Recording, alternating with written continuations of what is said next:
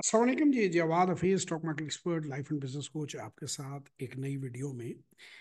Sir, आज मैं बात करूंगा। पहले भी मैंने इस टॉपिक पे एक वीडियो बनाई है। एक बार फिर मैं उसमें सर्टेन पॉइंट्स जो है मैं क्लैरिटी करना चाहता हूँ। ये पास्ट परफॉर्मेंस है एंग्रो फर्टिलाइजर की, आरओआई की। 10 साल पहले अगर 28,250 रुपये इसमें इन्वेस्ट किए होते और डिविडेंड्स को भी री इन्वेस्ट करते रहते, तो 4,57,600 रुपये ये 10 सालों में बन जाते। यानी 2014 जो है उसमें इन्वेस्टमेंट की होती तो 2024 में इसकी ये वैल्यू जो है वो बनती थी।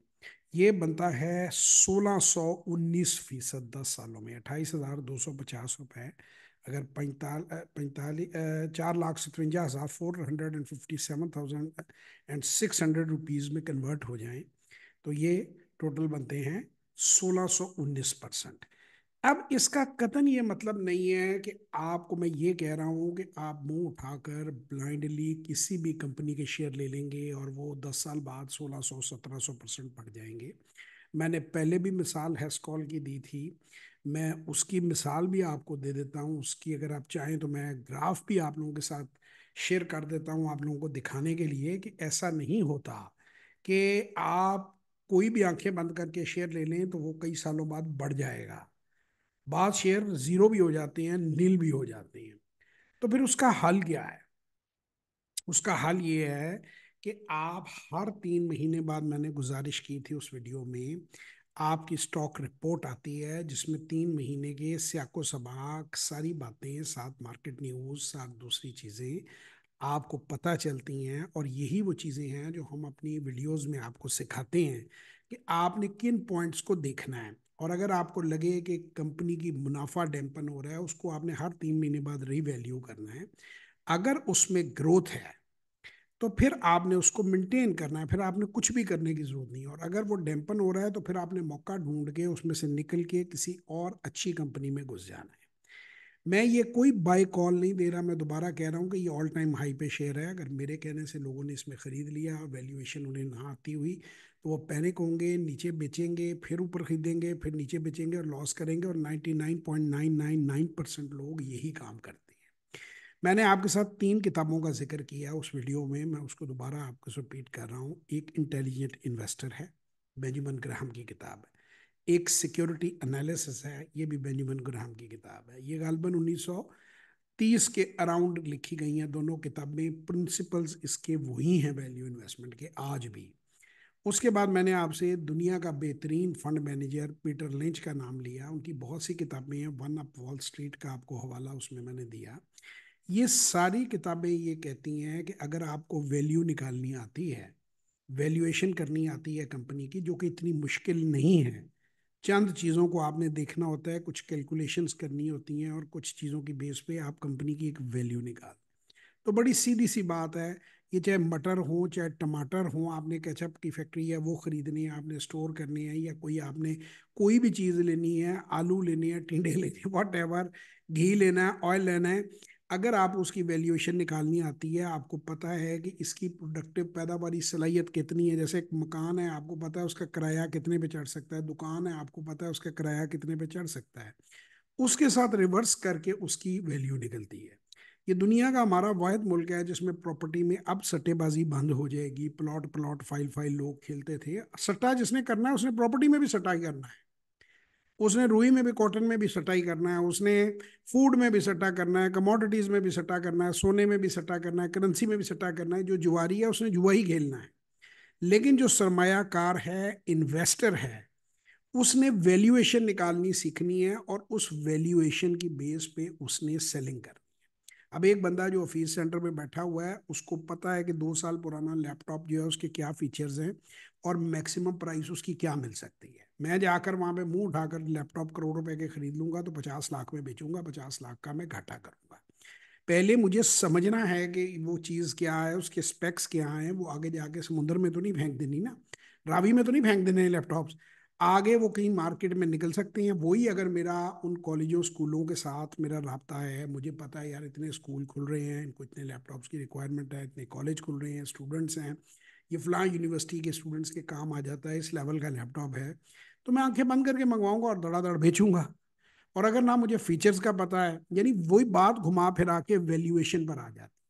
चाहे आप चने बेच रहे हैं, चाहे आप लैपटॉप्स बेच रहे हैं, चाहे आप गाड़ियां बेच रहे हैं, चाहे आप मोबाइल्स बेच रहे हैं, चाहे आप चार्जर बेच रहे हैं, अगर आपको वैल्यूएशन निकालनी नहीं आती, आपको प्राइस की ग्रोथ आपको नहीं समझ में आती, तो आप कभी भी उस काम में कामयाब नहीं होंगे। जिसको वैल्यूएशन निकालनी आ जाती है, जिसको वैल्यू इन्वेस्टमेंट की समझ आ जाती है, लॉन्ग टर्म होल्डिंग सिर्फ उसके लिए फेवरेबल है। गलत चीज लेके आप बैठे रहेंगे, अगर आप खराब चीज लेके 100 साल बैठे रहेंगे। अब एक गाड़ी ऐसी है जो खराब ले लेते हैं तो वो कबाड़िए के आन पे बेचेंगे आप उसको, अगर आप ठीक नहीं करवा सकते, उसको आप वर्किंग कंडीशन में नहीं ला सकते, या उसे वर्किंग कंडीशन में लाने के इतना ज्यादा खर्चा उस पर आता है कि उतने की वो बिक नहीं सकती, तो वो आपको लॉस हो गया। उसको बुक कर लें, आप उसे मिनिमाइज करें। तो ये जो ब्रोकर्स आते हैं, अगेन लोग कहते हैं कि मार्केट में फिर नुकसान क्यों होता है। भाई ब्रोकर कहता है अभी खरीदो अभी बेचो। जितने लोग टेक्निकल एनालिसिस की बात कर रहे हैं, एक ग्रीन रंग की प्लेट के साथ, मैं किसी का नाम नहीं लूंगा कंपनी का, वो ये कहते हैं कि हम दुनिया का हर फंड से खा देते हैं। उनके पास एक आदमी है, उसका पता नहीं क्या नाम है, वो मिडिल एज का 30-35 साल का बंदा है। वो कहता है मैं क्रिप्टो का भी दुनिया का सबसे बड़ा एक्सपर्ट हूँ, मैं स्टॉक्स का भी एक्सपर्ट हूँ, मैं गोल्ड का भी एक्सपर्ट हूँ, मैं कमोडिटीज का भी जी। एक तो पहली बात समझ लें कि जो आदमी ये कहता है मैं सिर्फ ग्राफ रीड करने जानता हूँ, वो यूजलेस आदमी है, बेकार आदमी है, कहानीबाज है, फ्रॉड है। कहानी तो शुरू ही फंडामेंटल से होती है। अगर आप जिस चीज को फंडामेंटली एनालाइज नहीं कर सकते, उस चीज में आप क़यामत तक पैसे नहीं बना सकते, क्योंकि फंडामेंटल एनालिसिस से आप पैसा बनाते हैं। मैं आपको बड़ा सादा करके बात समझाता हूँ।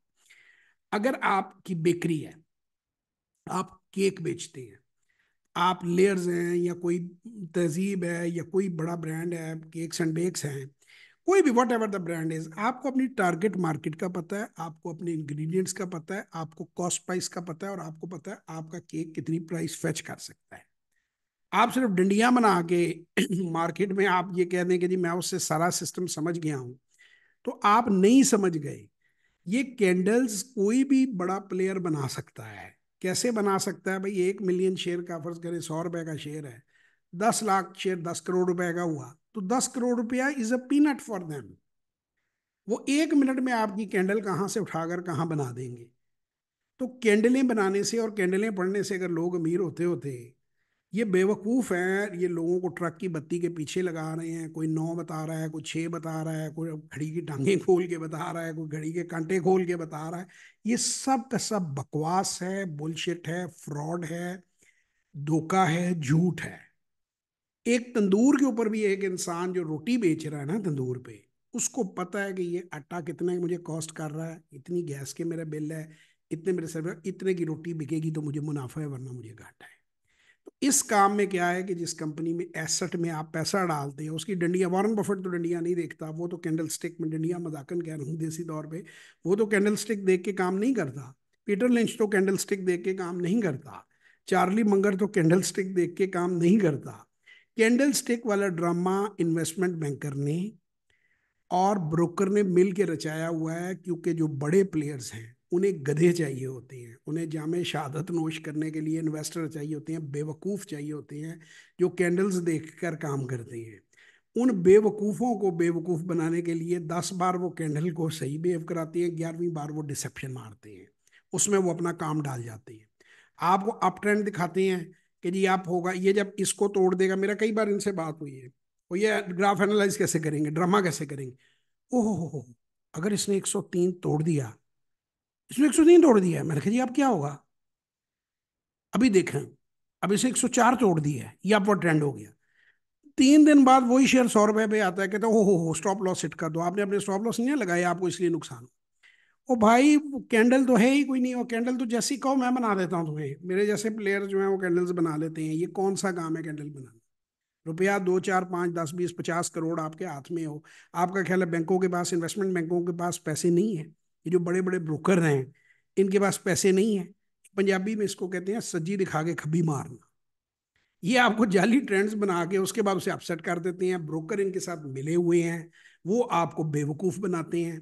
अभी कुछ दिन पहले कुछ शेयरों के बारे में, एक दो के बारे में, मेरे किसी दोस्त ने बैठा हुआ था कि यार आपकी तो मार्केट क्रैश हो। मैं वही बता रहा हूँ कि फिल्म स्टार्स जो हैं उनकी भी, शान साहब जो हैं पढ़े लिखे हालांकि बंदे, ये मार्केट तो क्रैश हो गई। मैंने कहा भाई ये गवर्नमेंट फॉर्मेशन होनी है, इन्होंने उस सलामी देनी है, 2-3 हज़ार चढ़ानी है, कहेंगे कि अब आप हो गई है, फिर 2 हज़ार गिरा देंगे को बहाना बना के, कहेंगे क्रैश हो गई है। तो ये अप्स एंड डाउन्स में पैसा नहीं है। आप जब भी अप्स एंड डाउन्स में पैसा बनाने की कोशिश करेंगे आपको सिर्फ मार ही पड़ेगी, सिर्फ लॉस ही होगा। फिर पैसा किस चीज में बनता है? वैल्यूएशन। अगर आपका घर सही है, उसको किराया सही मिल रहा है, अगर मार्केट 6 महीने डाउन है, नो प्रॉब्लम, आपको किराया मिलेगा, सस्ता मिल रहा है, एक और घर खरीद लो। अगर आपकी सैलरी, फर्ज करें एक आदमी अमीर कैसे होता है, स्टॉक मार्केट में लोग अमीर, एक रिलेटिव टर्म है ना, ये एक source of passive income. Let's say कि जी मैं नौकरी करता हूं और मैं 25,000 रुपए कमाता हूँ महीने के, सेव करता हूँ। मेरे 1 लाख तनख्वाह है या 10 लाख तनख्वाह है या 5 लाख तनख्वाह है, अपने खर्चे निकाल के। हालांकि एक याद रखें, बड़े लोग 90%, 99% तक सेव करते हैं, क्योंकि वो इतना कमाते हैं कि उनका 1% में खर्चा पूरा हो जाता है। लेकिन चले, मैं इस बहस में नहीं पड़ता, सेविंग पर फिर कभी वीडियो बनाएंगे। लेट्स से हाइपोथेटिकली मैं 25,000 या 50,000 या 1 लाख रुपया महीने का सेव करता हूँ, अपनी सैलरी में से या अपनी दुकान में से या अपनी फैक्ट्री में से, वट एवर आई डू, मैं उसमें से बचा लेता हूँ। अब मैंने उसको अपने बैंक अकाउंट में ले जाना है, वहां से मैंने समझदारी से वैल्यूएशन देखनी है, अगर मुझे वैल्यूएशन करनी आती होगी। थोड़ा सा मैंने पेशेंस करनी है, या थोड़ा थोड़ा करके मैंने 10 ट्रांच में, अगर 1 लाख है, 10 मैंने उसकी किस्तों में बाइंग कर सकता हूँ, सोच समझ के, देखभाल के, वैल्यूएशन निकाल के। पहले उस स्टॉक को मैं वैल्यू करता हूँ कि यार ये इस कीमत पे बुरा नहीं है, अगर इससे नीचे मिल जाए तो इतनी डिविडेंड यील्ड है, इतना ये है। फिर मार्जिन ऑफ सेफ्टी मैं देखता हूँ और उसके बाद मैं उसे हंट करता हूँ। अचानक जब मार्केट आती, क्रैश होती है, अचानक जब किसी पॉलिटिशियन को बेल नहीं मिलती, या जेल में अनाउंस होता है, या कोई मर भी जाता है इनमें से कोई कोई करप्ट पॉलिटिशियन, तो मार्केट बिला वजह ऊपर नीचे होती है। तो जब ऊपर नीचे होती है तो ये मेरे लिए एक अपॉर्चुनिटी है नीचे होना। मैंने अच्छी चीजें मार्क करके रखी हैं, वैल्यूएशन निकाली है, मैं उनको फौरन पिक करता हूँ। जो 10 किस्तों में मैंने बाइंग करनी थी, मैं सीधी 50% अपने पैसों की, 60% की बाइंग करता हूँ। तो एक साइड पे आपका कैश पाइल अप हो रहा है, हर महीने उसमें पैसे आ रहे हैं, दूसरी साइड पे आप अपनी पोर्टफोलियो बिल्डिंग कर रहे हैं। और ये आपको लॉन्ग टर्म जो है पैसिव इनकम देगी, ये बेटिया की शादी करवाएगी, ये बेटे की एजुकेशन कराएगी, ये आपका रिटायरमेंट पेंशन फंड बनाएगी, ये आपका मकान बनाएगी, ये आपकी हॉस्पिटल के बिल्स पे करेगी, और ये आपकी विरासत जो आप बच्चों के लिए छोड़ेंगे वो छोड़ के जाएगी। So making money is all about value investment. यही मैं अपनी वर्कशॉप में आपको सिखाता हूँ, यही मैं अपने सेशन में सिखाता हूँ कि स्टॉक को वैल्यू कैसे करना है। ठीक है, वो मैं आपको बताता हूँ, आपको प्रिकॉशंस लेने बताता हूँ। हमारा फर्स्ट स्टेप ये होता है कि 25,000 से 3.5 लाख के दरमियान आप अमाउंट सेट कर लेते हैं। उसके साथ हम आपको बताते हैं फर्स्ट 90 डे आपने कैसे चलना है, सेफ होके कैसे चलना है। 90 दिन के बाद हम आपको कहते हैं अपनी स्टेटमेंट निकालो और देखो कि आगे मुझे बढ़ना चाहिए। फिर अगला एक लिमिट आपकी 7 लाख, 10 लाख, 12 लाख, जितनी जिसकी कैपेसिटी होती है उसको करवाते हैं। फिर 6 महीने के बाद मैं समझता हूँ कि उस आदमी को बुनियादी उसकी तरबियत हो गई है, अब उसको तरीका समझ में आ गया है, अब वो बड़े अमाउंट से भी कर सकता है, और उसे कभी जब हमारी मदद की ज़रूरत हो वो हमसे 1-on-1 सेशन ले लेता है।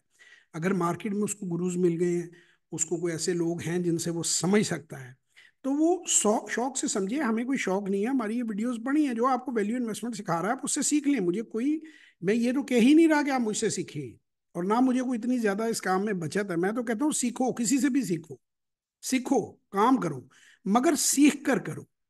ये डंडियां देख के ये आपको ट्रक की बत्ती के पीछे लगा देते हैं, वैल्यूएशन निकालनी आती नहीं है। तो उसकी बात, ये तो ऐसे ही है कि आपको गाड़ी का पता नहीं, मॉडल का पता नहीं, मेक का पता नहीं, माइलेज का पता नहीं, क्वालिटी का पता नहीं, कंपनी का पता नहीं, आप सिर्फ प्राइस पे गाड़ी खरीद रहे हैं। सेकंड हैंड गाड़ी खरीद रहे हैं सिर्फ प्राइस पे, तो बाद में वो टीन का डब्बा निकल आया तो आपके पेटे पड़ जाएगी। और ऐसे ही स्टॉक्स लोगों के पेटे पड़ते हैं। All that glitters is not gold. So sensible होके, समझदारी से, अक्लमंदी से वैल्यू इन्वेस्टमेंट करनी सीखी। So what is value investment? Ask me, come into my workshop, come into my session, you ask me, ask questions, I have complete information for you।